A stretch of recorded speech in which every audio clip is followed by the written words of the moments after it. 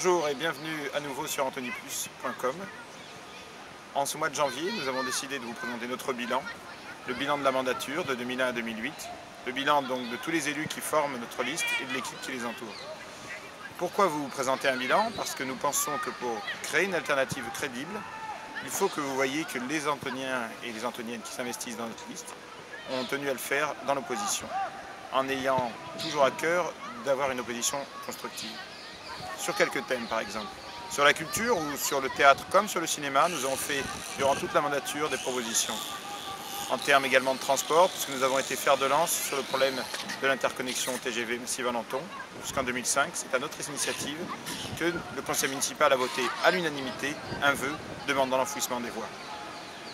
Sur la résidence universitaire, où nous avons empêché la communauté d'agglomération en 2007 de prendre la compétence du logement social qui doit être dévolue à la région pour le bien des contribuables antoniens et aussi pour le bien des étudiants. Sur la restauration scolaire, nous avons été force de proposition lors de la mise en place de la délégation de services publics. Une opposition doit s'opposer quand les choix sont mauvais et contestables, comme ça a été le cas notamment sur le logement social et sur le grand ensemble. Et une opposition, ça doit aussi pouvoir être constructif et dire quand les choses ont été bien faites.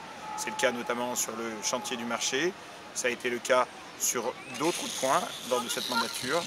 Et c'est pourquoi, dans ces cas, nous avons soutenu l'action municipale. L'opposition constructive, c'est ce que nous avons voulu faire pour être demain une majorité constructive. Une majorité qui veut plus de solidarité, car c'est nécessaire pour Antony, plus de démocratie, plus d'animation et évidemment plus d'écologie, car dans tous ces domaines, il y a énormément de carences.